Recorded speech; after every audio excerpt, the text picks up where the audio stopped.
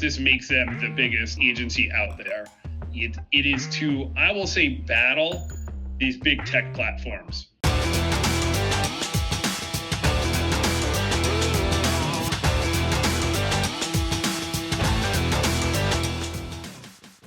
Welcome, everybody, to another episode of Make That Make Sense, the game show that dissects the latest topics at the intersection of digital media and money. Today, we're going to bring on Ken Shapiro. Ken is currently the Chief Revenue Officer of Straight Arrow News, a new news publication that is dedicated to unbiased, fact-based journalism. Before this role, Ken was the Chief Revenue Officer of the morning Brew, one of the biggest, most influential modern business media companies. Before that, Ken was the Chief Revenue Officer of Fandom, a huge fan engagement platform. And Ken started his career at CNN, where he worked his way up to become the SVP at Turner Digital. Ken has expertise in content monetization, sales strategy, and audience growth, and he's going to share his exclusive insights on This Week in News. All right, let's bring him on. Ken, great to have you back, and welcome to Make That Make Sense. What's going on, Eric? Thanks for having me. Really appreciate it. A little background for our audience before we get into it. Ken was actually a guest on my college venture capital podcast. So we've gotten to know each other a little bit over the last year or two, and really glad to have you on. Happy to be here. Got to remind people that we also went to the same high school. That is true. That would be an opportunity to not plug the same class, but a couple years apart. But definitely same high school. There you go. All right, should we get into the rules? Let's go. Okay, so a quick rule breakdown. On Make That Make Sense, we go through one headline, one tweet, and one deal in 15 minutes. Each section, meaning the headline, deal, and tweet, will last 3.5 minutes. You'll then have 1 minute to answer each trivia question, and all topics are from the last 10 days, so everything is pretty recent in the industry. All right, should we get to our headline? Let's do it.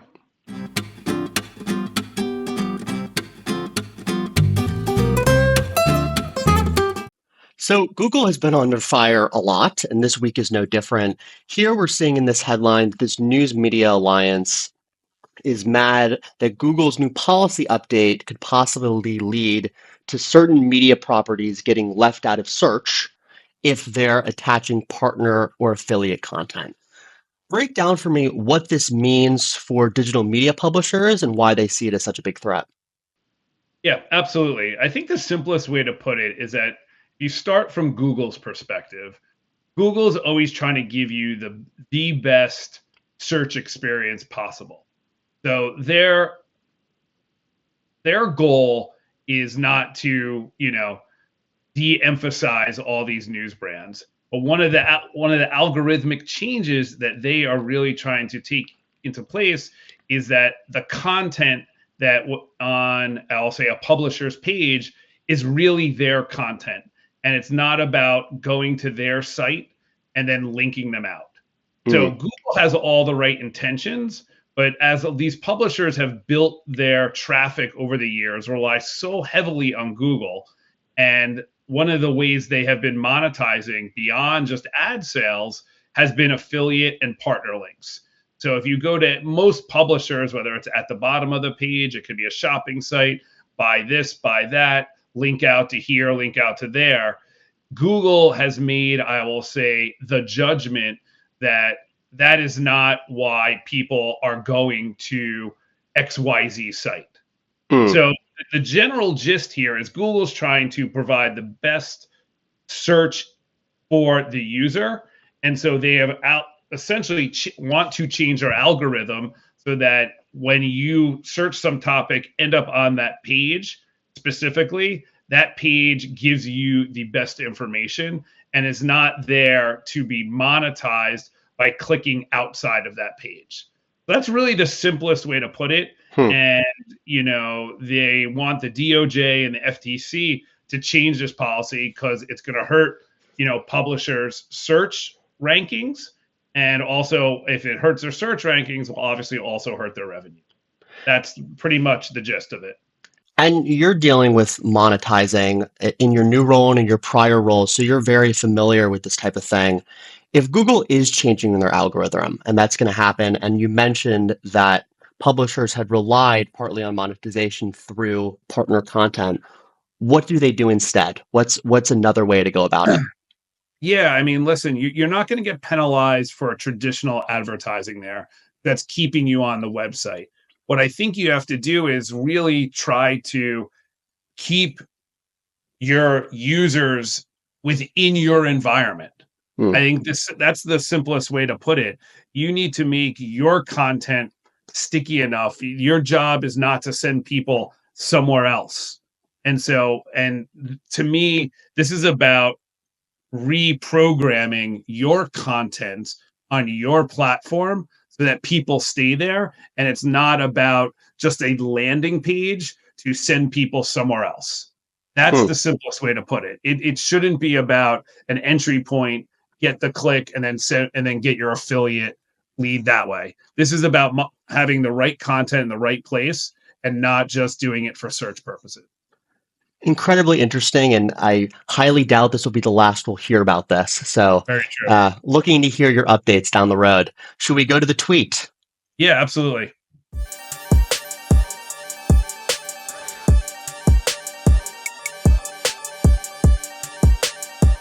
Okay, so search engine optimization has been an integral part of media advertising for a really long time. And we're seeing really the decline of it in this new AI generation. First, react to this tweet. Do you agree with it or not? And if I, you and if you I do do agree with you. and if you do agree with it, how should SEO be adapted to fit a new AI generation? Well, I think you have to remember the how SEO has transformed. It used to just be all links. And now when you go to Google, a couple 5 years ago, it was info boxes. You're like, wait, now they don't have to go to our site. Now there's AI generated answers. So from my perspective, this is a natural evolution. So it does need to be adapted to it. But if you are, I'll say, not in SEO and getting your information from Chat GPT, I do believe there needs to be sourcing where that information comes from. So Chat GPT will answer your question, but you don't know where that's coming from. And it could be 10 different sources. But I think the how it needs to adapt, at least for AI search, is a sourcing element so that you as a consumer can go a layer deeper and Hmm. understand where it's coming from. So to me, that is the natural evolution that you'll need to adapt. And I bet you at some point there might be some sponsored sources. Here, Hmm. want to learn more about this? Click here, and here it is, a website. So I see it evolving, but you can't stop the technology evolution, especially around AI. And listen, again, back to what we were talking about earlier, this is all based upon a better user experience for the consumer. That is where they are trying to really be there. And I'll say publishers like where I'm at and all of these other places have to adapt to the new changes. You can't rely on all of your traffic coming from one source. If you are doing that, whether that's Meta, whether that's Google, or TikTok, or whatever, you have to have diversified ways into your platform. And you've brought up a lot about how publishers have to adapt to a changing environment. From the platform's perspective, do they have to adapt to this new era of publishing as well, or is it really a one-way street? How do you see that? No, the publishers have to adapt as well. Yeah. Yeah, it's definitely not a one-way street. I think the hardest part is that you don't know as a publisher how and why they're changing their algorithms and what exactly is driving the traffic. So it feels a little bit like a black box. And Hmm. so it's more a concept of reacting. But I also do give credit. They told them what they're going to penalize websites about is too many affiliate links or whatever it is. So they are giving you a heads up that Yeah. this is coming. But a lot of times they'll just tweak things, and all of a sudden your traffic goes down or your traffic goes up, whatever it might be. So I think that there needs to be more transparency in what they're doing so that you can make the adjustments as a publisher. It's clear as this is happening, the value of an owned audience is becoming more and more valuable. To be able to get past the algorithm and again, for a publisher not to have to rely on the algorithm to drive traffic I would say is becoming even more important. Well, I think you nailed it on the head, but what becomes massively more important is brand. Yeah. And brand equals trust. So if you're willing to type in where I'm at san.com because it's a trusted source, that's a bigger deal. You still want to get your traffic from all these other sources, but if you know people make it part of your habit and that you type it in or whatever property that is, that's really the key. So how do you build the brand and not just hack your traffic? Hmm. Okay. Should we go on to our deal? Let's do it.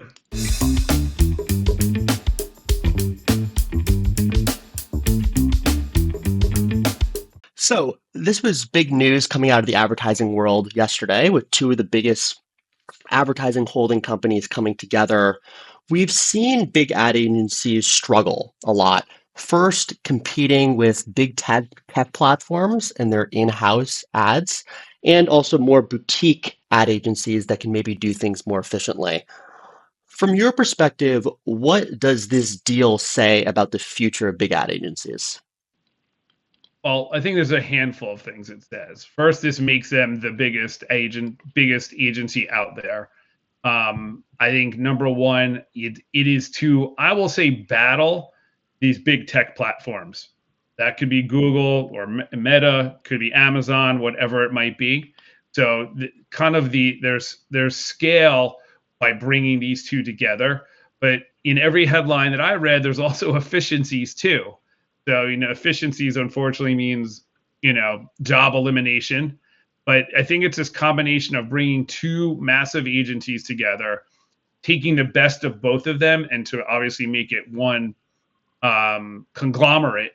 But understanding that it's the technology that will give them the advantage, and their creative assets, their media buying power. So being sort of at the top of that gives them a leg up on a lot of different, I will say, Fortune 500 clients.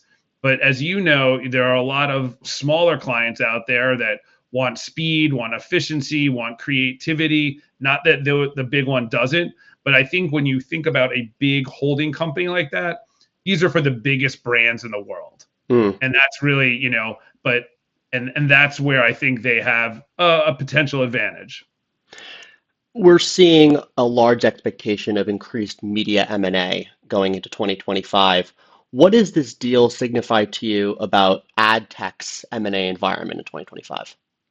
Yeah, I genuinely believe that based upon the most recent elections, based upon sort of where the market is going, I do anticipate more M&A moving both in the advertising space, in the content space as well.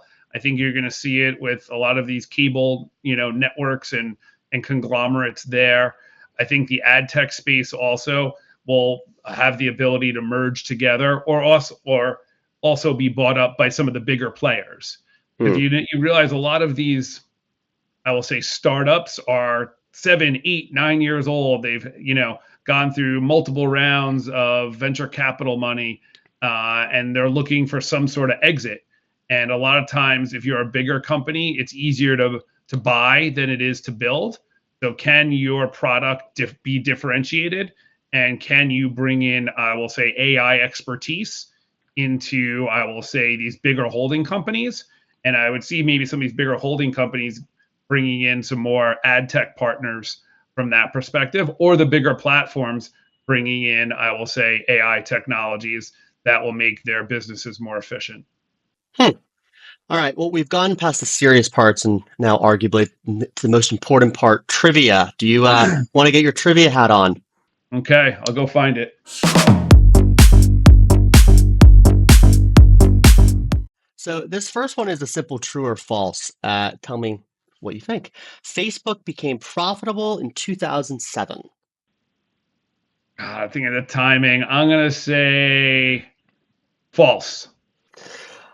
Well, It would be false. You were correct on that one. Facebook actually became profitable first in 2009, so a little bit of the timing there, but you were sharp there. Now, two truths and a lie. Tell me which one is the lie. So Vox Media acquired Group 9 in late 2021. In 2023, YouTube made an estimated $42 billion in advertising revenue, and 170 million people use TikTok in the United States. Two truths and a lie. One and two are true, and three is a lie.